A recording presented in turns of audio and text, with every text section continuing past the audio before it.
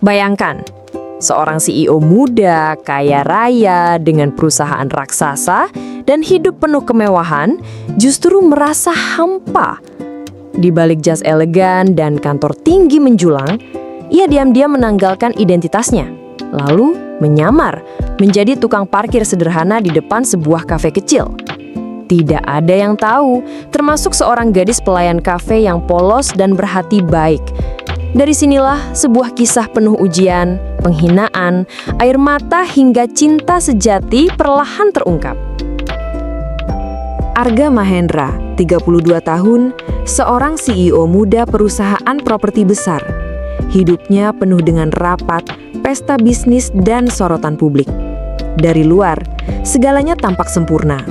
Rumah megah, mobil mewah, pakaian branded. Namun di balik semua itu, Arga merasa hampa.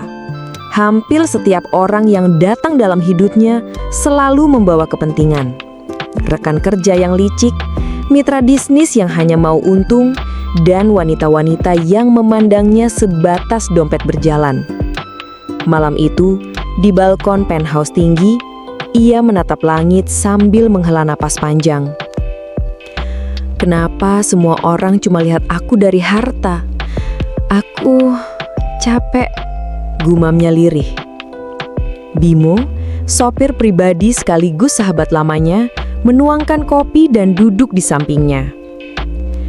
Kalau bos beneran capek, kenapa nggak coba hidup biasa dulu? Siapa tahu ketemu orang yang tulus. Arga menoleh, menatap Bimo serius. Kata-kata itu menancap di hatinya. Dan malam itu juga, ia memutuskan ia akan turun dari singgasananya dan hidup sebagai orang biasa. Beberapa hari kemudian, Arga muncul dengan penampilan berbeda. Kaos abu-abu pudar, celana jeans lusuh, sandal murahan, dan topi hitam usang. Tak ada lagi jas mahal atau jam tangan ratusan juta. Beneran nih bos, dari direktur ke tukang parkir? Tanya Bimo, separuh tertawa, separuh khawatir.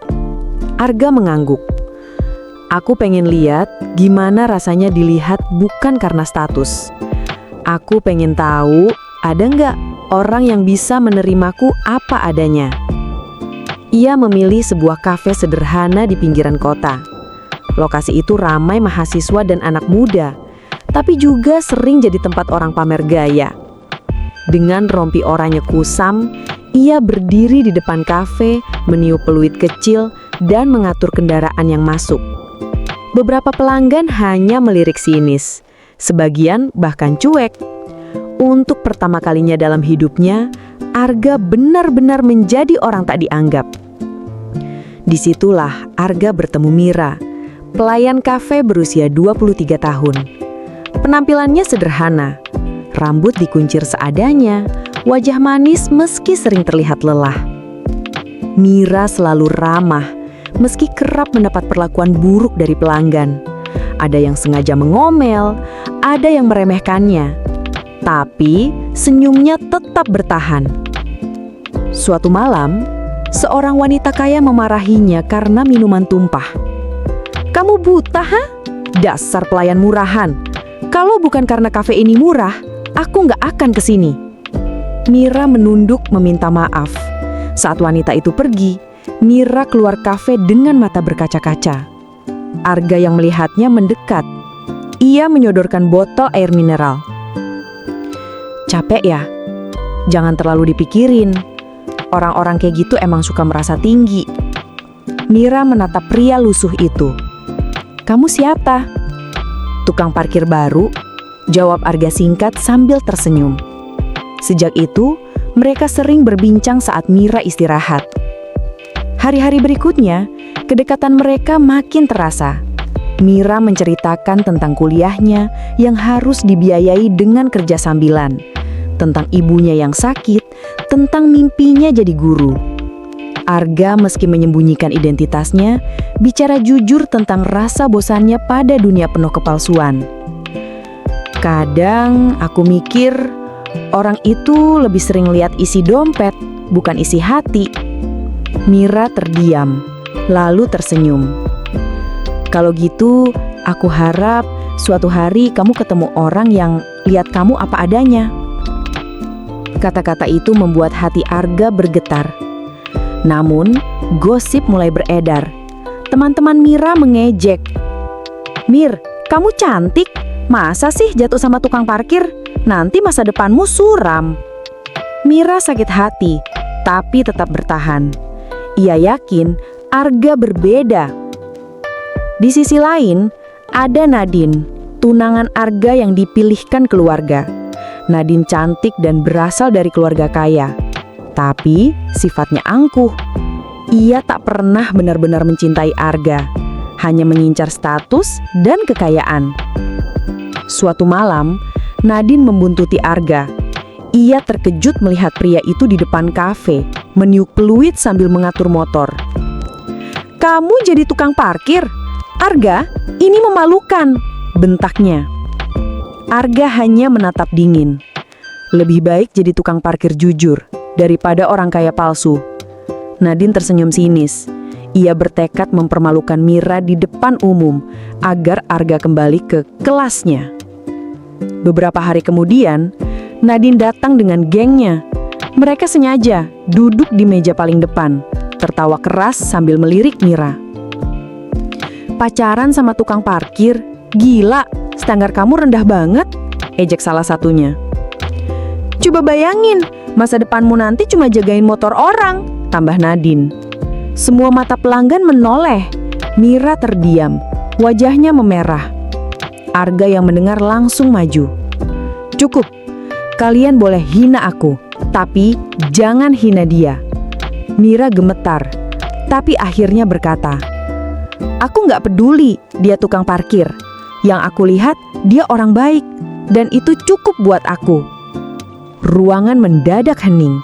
Nadine menahan amarah tapi tak bisa melawan kata-kata Mira. Sayangnya, rahasia Arga tak bertahan lama. Seorang jurnalis lokal memotret wajahnya, lalu menelusuri identitas aslinya. Besoknya, media heboh. CEO muda menyamar jadi tukang parkir. Mira membaca berita itu dengan mata melebar. Ia segera mencari Arga. "Kenapa kamu bohong?" serunya dengan air mata jatuh.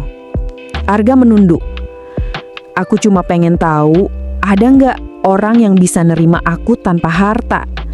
Dan ternyata itu kamu."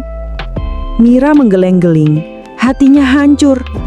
"Kalau kamu percaya padaku, kenapa harus bohong? Aku merasa dipermainkan, Arga."